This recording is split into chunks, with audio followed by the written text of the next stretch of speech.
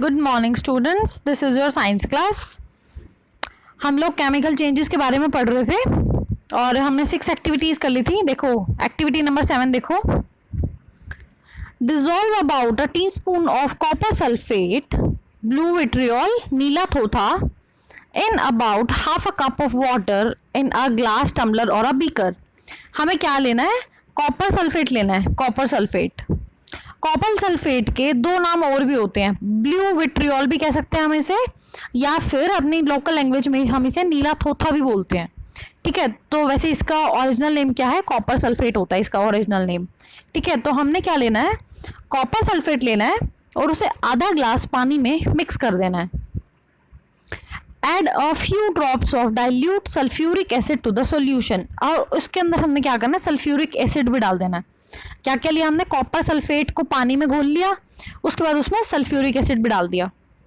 You should get a blue colour solution. अब उसके बाद क्या बन गया? वो ब्लू कलर का सॉल्यूशन हो गया। ब्लू विट्रियोल उसका नाम ही है, वैसे तो ब्लू कलर का सॉल्यूशन है वो एक। Give us save a small sample of the solution in a test tube और अ स्मॉल ग्लास बॉटल। अब ये जो हमने एक सॉल्यूशन बना लिया ना, इसका हम थोड़ा सा अमाउंट क्या करेंगे? अलग से रख देंगे, मतलब बाद में चेक करना है हमें, कुछ हमें बाद में चेक करना होगा। इसलिए हमने क्या किया? हमने आधा ग्लास पानी में बनाया था ना सॉल्यूशन, तो थोड़ा सा हम क्या करेंगे? निकाल लेंगे, अलग से रख देंगे। इस वाले पे अब हम आगे करते हैं एक्टिविटी। ड्रॉप अ नेल और use shaving blade into the remaining solution. अब वो जो बचा हुआ पानी है, जो ये कॉपर सल्फेट वाला ये जो बचा हुआ सॉल्यूशन है, उसमें हमने क्या लिया? या तो उसके अंदर कील डाल दो, या फिर जो शेविंग वाला ब्लेड होता है वो डाल दो।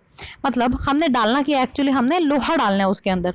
अब या तो आप कील डाल सकते हो, नेल कील डाल लो चाहे, या फिर आप शेविंग वाला ब्लेड भी डाल सकते हो, क्योंकि वो भी आयरन का ही होता है, लोहे का होता है। ठीक है, अब क्या करेंगे हम? Wait for half an hour and so अब कुछ देर के लिए, आधे घंटे के लिए वेट करो। Observe the colour of the solution. अब हमने देखना कि जो हमने आयरन डाल, जब हमने उसके अंदर लोहे की कोई चीज़ डाल दी, उसके बाद क्या उसका कुछ कलर चेंज हो गया? अच्छा, कैसे पता लगेगा? जो हमने थोड़ा सा पहले बचा के रखा था ना, जो अलग से ले लिया था, उससे अब कंपेयर करके देखेंगे, इसीलिए बचाया था हमने। अब हम क्या करेंगे? जो थोड़ा सा सॉल्यूशन है और जो आधा ग्लास वाला पानी था, जो पहले सॉल्यूशन बनाया था जिसके अंदर लोहे की कोई चीज़ है, अब उन दोनों का हम कलर मैच करके देखेंगे।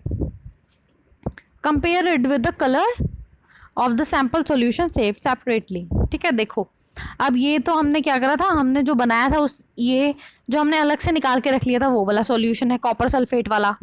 ठीक है, ये कौन सा है? ये कॉपर सल्फेट, और इसके अंदर हमने क्या करा? ब्लेड भी डाल दिया, ये वो वाला है।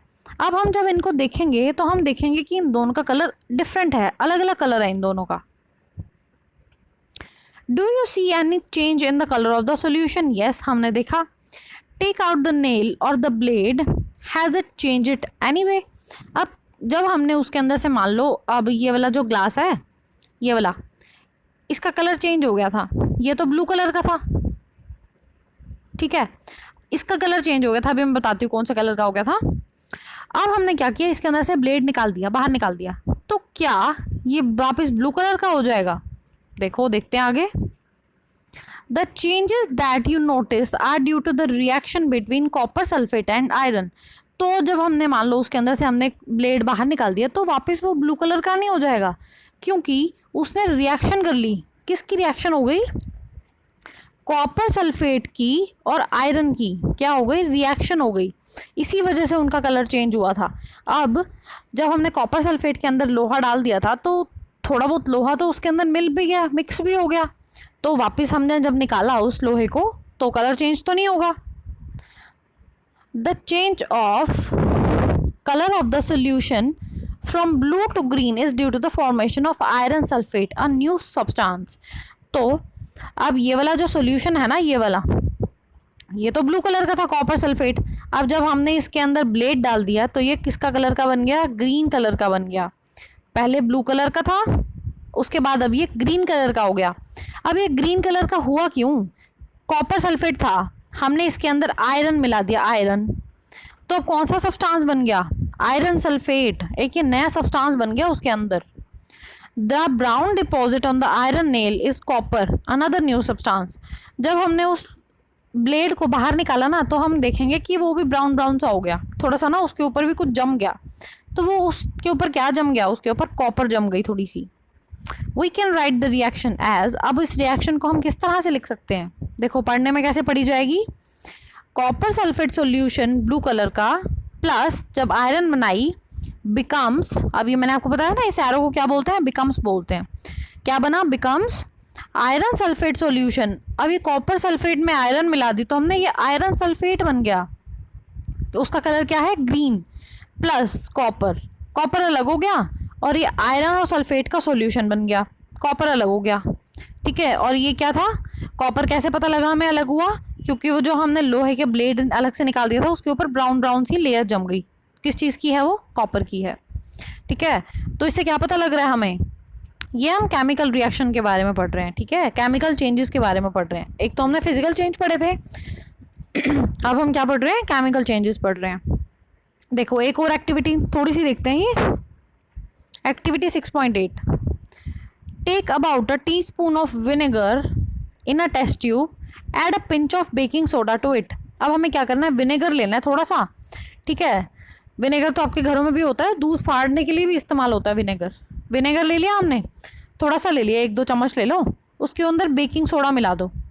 You would hear a hissing sound, एकदम से जैसे मान लो आपने, मान लो कोल्ड ड्रिंक की बॉटल थी आपके पास, आपने उसको एकदम से अच्छे से शेक कर दिया और एकदम से आपने उसका ढक्कन खोल दिया, तो क्या होगा, एकदम से झाग झाग बन जाएगी ना, वो एकदम सारी बाहर आ जाएगी। तो ऐसे ही होगा, आप विनेगर के अंदर अगर बेकिंग सोडा मिला दोगे एकदम से तेज तेज आवाज आएगी और झाग बन जाएगी, बिल्कुल वैसी ही झाग बन जाएगी।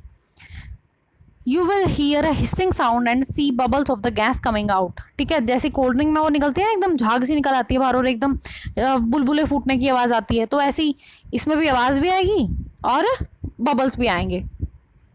पास this gas through freshly prepared lime water as shown in figure 6.5। देखो 6.5 देखते हैं, हमने विनेगर में बेकिंग सोडा मिला दिया था, उसके बाद एकदम से वो जो बबल्स वगैरह उठने लगे, हमने क्या किया, उसको लाइम वाटर के सॉल्यूशन में भेज दिया, उन गुब्बारों को हमने क्या किया, यहाँ इस सॉल्यूशन के अंदर भेज दिया। The change in the test tube is as follow, जो विनेगर के साथ हमने बेकिंग सोडा मिलाया था, तो विनेगर क्या होता है, एसिटिक एसिड होता है, बेकिंग सोडा क्या होता है, सोडियम हाइड्रोकार्बोनेट होता है। अभी थोड़े बड़े बड़े नाम है, आपको धीरे धीरे याद होंगे। ठीक है, तो बेकिंग सोडा तो कॉमन लैंग्वेज में बोलते हैं हम लोग, पर इसका एक्चुअल नाम क्या होता है, सोडियम हाइड्रोकार्बोनेट। अब विनेगर और बेकिंग सोडा को मिलाने के बाद बनेगा क्या, becomes carbon dioxide plus other substance. ठीक है, तो कार्बन डाइऑक्साइड और अलग अनदर सब्सटेंस बनते होते हैं। ठीक है, तो इस एक्टिविटी के बारे में आगे पूरी डिटेल हम फिर नेक्स्ट क्लास में पढ़ेंगे, आज इतना ही कर लो। ये एक्टिविटी 6.7 पढ़ लेना और 6.8 जितनी मैंने कराई है उतनी पढ़ लेना। ठीक है, चलो होमवर्क बता देती हूँ मैं आपको। होमवर्क आपका कुछ नया नहीं है, बिल्कुल सेम कल वाला ही है। आपने 1 to 30 वर्ड ट्रांसलेशन पर रिवाइज कर लेना फिर से, और यही आज कोई नया इंपॉर्टेंट फैक्ट हुआ नहीं है, जितना हमने पढ़ा है उसमें कुछ आया नहीं है नया अभी इंपॉर्टेंट फैक्ट्स वाला, तो पिछले वाले ही कर लेना, फर्स्ट थर्ड और फोर्थ यही कर लेना एक बार फिर से रिवाइज। ठीक है, तो और साथ साथ में जो मैं चैप्टर रीड करा रही हूँ वो भी करते रहना। ठीक है, चलो बाकी फिर नेक्स्ट क्लास में करेंगे। Thank you.